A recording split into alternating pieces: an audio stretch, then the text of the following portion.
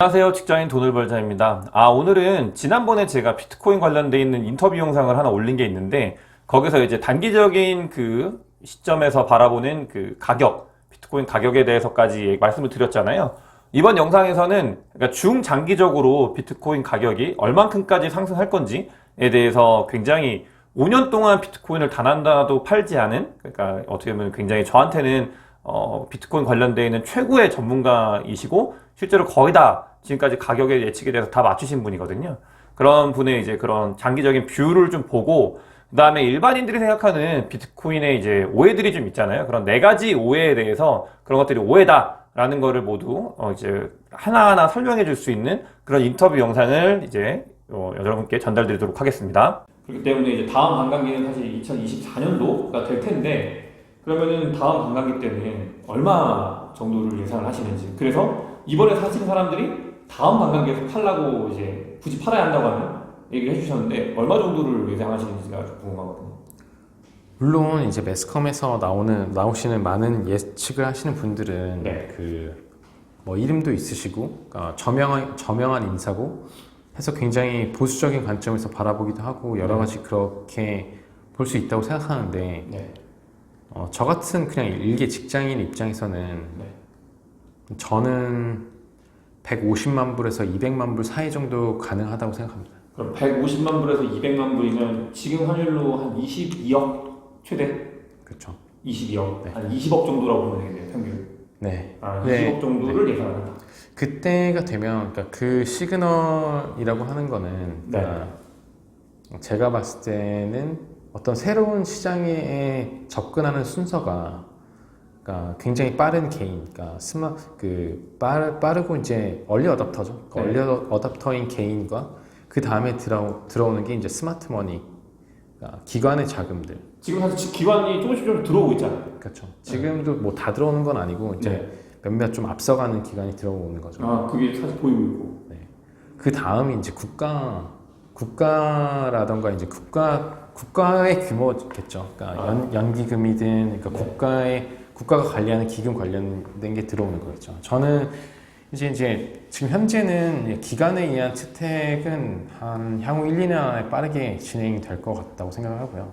기관에 대한, 그렇죠. 네. 그때 되면은 이제 일반인에게는 비트코인이 지금처럼 막 이런 뭐 그런 게 아니라 그냥 금융상품 같이 취급될 것 같아요. 근데 기관이라는 게 꼭 자산운용사뿐만이 아니라 법인들, 지금 뭐 테슬라에서 이제 매수를 하는 것처럼 그런 법인들도 이제 매수를 할 거다. 이렇게 보면 되는 거죠. 그렇죠. 그렇죠. 이제 기관이 그런 그러니까 리저브 에셋 차원에서 보유하는 물량도 분명히 있을 거고, 혹은 새로운 서비스를 시도하는 측면에서 그냥 이게 그 서비스가 연관되어 있기 때문에 크립토 커런시를 보유하는 그런 물량도 꽤 많이 있을 거라고 생각해요. 뭐 스퀘어, 네, 그렇죠. 뭐 페이팔, 네, 이런 케이스가 이제 또 나올 것 같고, 사실 여러분들께서도 이제 20억 이러니까 저는 좀 뭔가 안 와닿아서 오히려 더 놀라진 않는데 엄청난 숫자잖아요.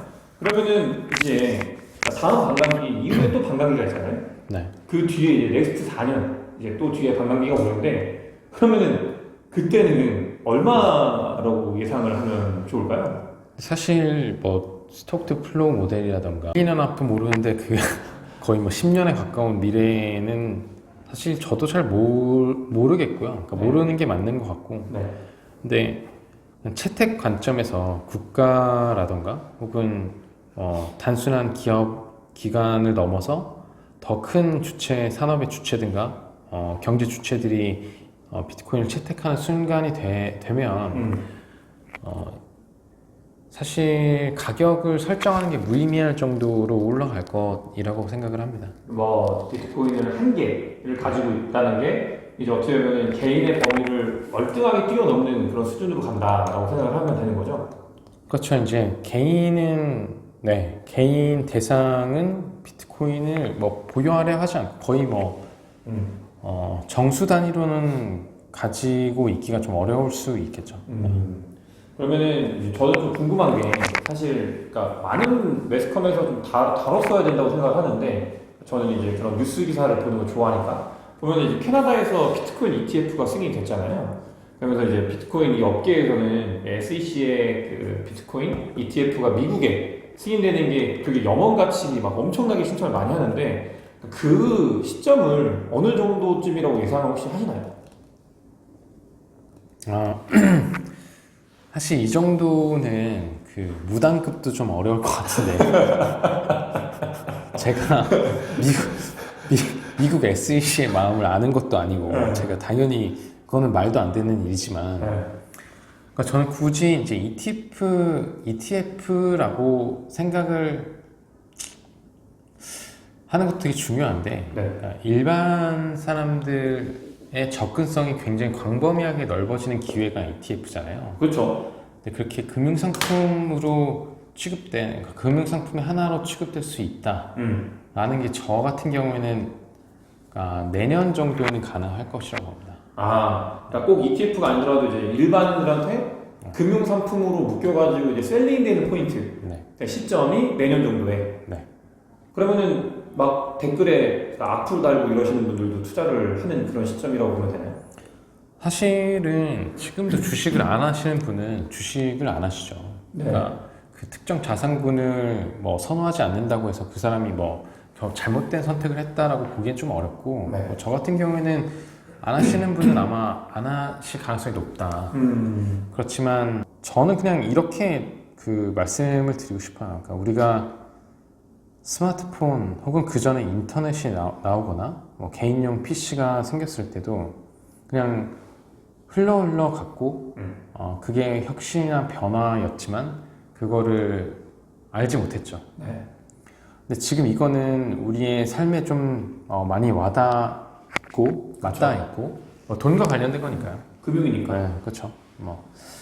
그러니까 여기에 이걸 불신하고 투자하지 않는다라고 하는 개념보다는 그러니까 이게 어떤 건지 한번 들여다보고 꼭 뭐 나의 돈을 넣는다라는 개념보다는 이게 어떤 것인지 기사를 보고 배우는 게 아니라 실제 뭐 이런저런 문서를 찾아보고 이게 맞는지 내 스스로 한번 고민해보고 이런 식의 고민이 굉장히 좀 깊은 고민이 좀 필요하다고 생각을 해요. 이게 단순히 지금 5천만 원에 넣으면 내가 1억이 되면 얼마를 벌 수 있을까, 2억이 되면 얼마를 벌 수 있을까라고 하는 관점에서 비트코인을 바라보는 시각은 저는 그렇게 좋은 시각은 아니라고 생각합니다.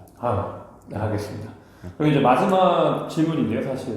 그러니까 이게 좀 궁금한 거예요, 사실 뭐 이렇게 비트코인을 언제 사는 게 가장 좋을까? 시점. 사고파는 게 시점이 있잖아요. 그러니까 이제 비트코인을 이제 투자 자산으로서 봤을 때 내가 투자를 한다라고 보면은 진입 시점은 언제라도 상관이 없는 건가요? 그러니까 뭐 모두가 동의할 수는 없지만 이거 물론 뭐 제가 뭐 유명인도 아니고 그냥 제 개인적인 견해를 말씀드리면 제 마음속엔 유명인입니다. 아닙니다. 비트코인을 사는 시기는 중요하지 않다고 생각합니다. 사는 시기는 중요하지 않다. 네. 언제라도 사면 된다. 네. 그렇지만 이제 이거를 그냥 사게 되면 아마 오래 홀딩하기가 오래 가지고 있기가 굉장히 어려우실 거예요. 그래서 홀딩하기 힘들죠. 네, 그렇죠. 네. 그렇기 때문에 저도 한 3, 4개월을 먼저 그러니까 이 관련된 내용을 되게 많이 찾아보고 그 다음에 이제 마음속에 확신이 섰을 때 들어갔거든요. 그러니까 그 비트코인을 이제 갖게 됐거든요. 근데 그 또한 마찬가지로 비트코인의 개수가 중요하다기보다는 지금 사면 나중에 되면 더 적게 사는 게 아니냐. 그거는 그렇게 생각하진 않아요.